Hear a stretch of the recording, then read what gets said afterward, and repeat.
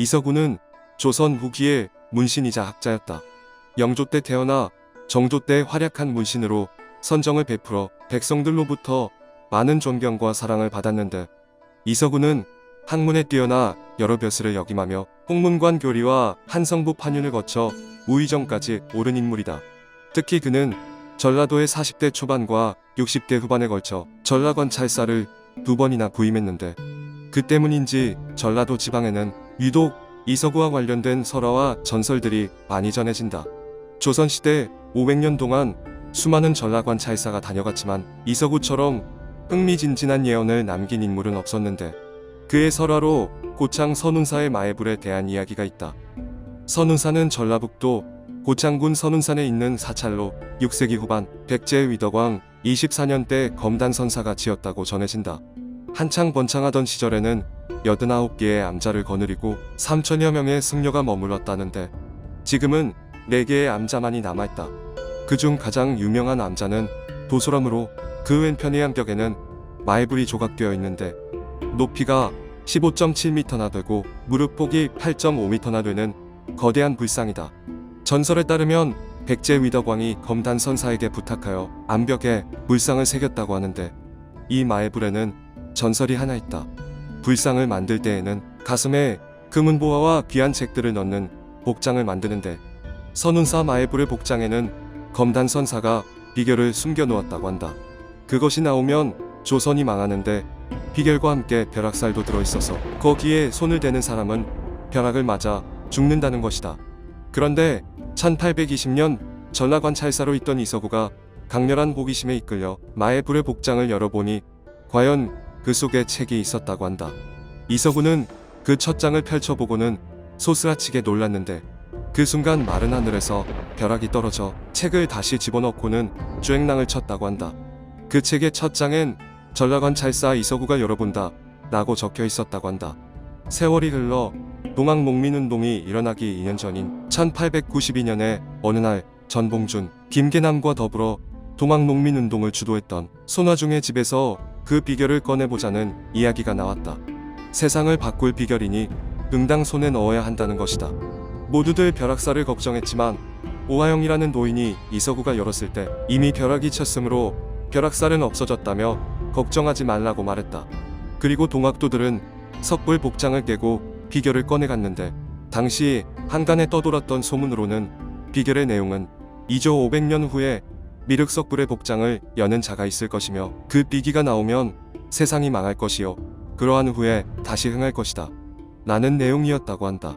동학도가 천지개벽의 비결을 입수했다는 소문이 퍼지면서 동학도의 수가 급격히 불어나게 되었는데, 이에 위기감을 느낀 조선 조정이 청나라군의 파병을 요청하며 뒤이어 일본군까지 들어왔고 일제강점기에 들어서게 되며 조선은 망하게 되었다. 이는 당시 마애불의 비결을 꺼낸 현장에 있었던 동학도 오지영이 쓴 동학사에 자세히 기록되어 있는데, 현재 마애불의 복장은 하얀 석회로 메워져 있으며, 실제로 그곳에서 동학도들이 비결을 꺼내갔는지 또는 그 내용이 어떠하였는지 등에 대해서는 여전히 미스터리로 남아있다. 그리고 이서구가 세운 해태상에 관한 설화도 전해진다.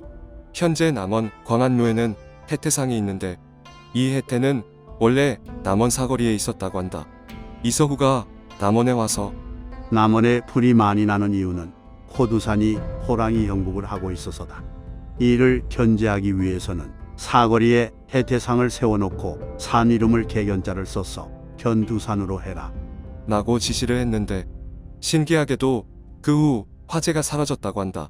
이처럼 전라도 지역에는 이서구와 관련된 설화들이 수십 종류가 전해져 내려오는데, 이서구는 역학, 풍수지리, 천문에도 조예가 깊었으며 이를 통해 여러가지 예언을 남긴 것으로도 유명하다. 지금도 그가 남긴 예언들에 대한 일화가 전해지고 있는데, 어느 날 전북 부안에 들른 이서구가 산을 보고 저 산이 무슨 산이냐 라고 물었다고 한다. 그러자 하인이 백산이 올소이다 라고 답했다고 하는데, 이에 이서구가 허허 앉으면 축산이고 서면 백산이로다 라고 말했다고 한다. 세월이 흘러 그 백산에서 동학농민운동이 봉기하였는데, 동학농민군이 죽창을 깎아 훈련을 하는데, 앉으면 죽창만 올라서니 죽산이고 서면 흰옷만 보이니 백산처럼 보였다고 한다. 완주군 봉동하면 단연 생강이다. 이서구가 전북 완주 봉동에 와서 봉실산과 들판을 보고는 이 산 아래는 만인이 살 곳이며 만인의 은덕을 베풀 곳이고 만인을 구제할 약초가 자라게 될 것이다. 라고 예언했는데 지금은 건강식품인 생강 재배지가 되었다. 또한 전북 완주군 동상면의 한 마을을 지나던 이서구는 장차 이곳에 물이 가득 차게 될 것이다. 라고 예언했다.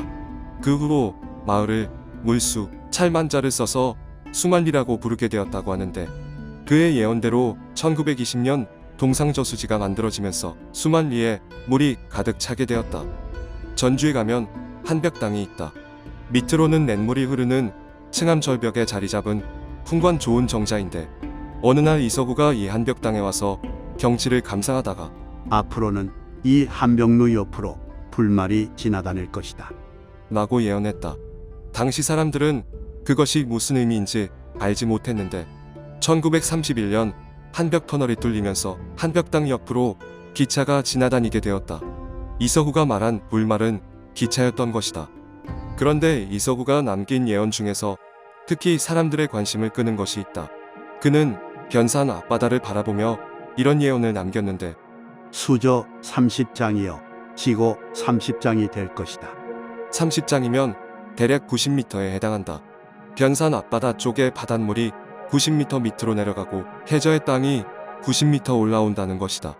사람들은 이를 새만금 간척 사업을 예언한 것이라고 생각했다. 새만금 방조제는 세계에서 가장 긴 방조제로 이 간척 사업으로 인해 서울시 면적의 3분의 2에 해당하는 엄청난 면적의 육지가 생겨났다. 하지만 새만금 방조제의 높이는 평균 36m이며 가장 높은 곳도 54m 정도인데 이마저도 물에 잠겨 있어 해수면 위로 드러나 있는 것은 평균 11m 정도이다. 90m에 한참 못 미치는 것이다. 그렇다면 이 예언은 무엇을 뜻하는 것일까? 바닷물이 90m나 내려가고 땅이 90m 올라온다는 것은 엄청난 지각 변동을 뜻한다. 즉 서해안이 융기하면서 상당 부분이 육지가 된다는 것이다. 그리고 이와 비슷한 예언을 한 인물이 있는데 바로 타너스님이다. 타너스님은 지구의 자전축이 바로 서면서 지구에 대규모 지각 변동이 생긴다고 예언했는데 이로 인해 한반도의 서해안이 융기한다고 예언했다. 한반도는 동남해안 쪽 사방 백리에 이르는 땅이 피해를 볼 것이다.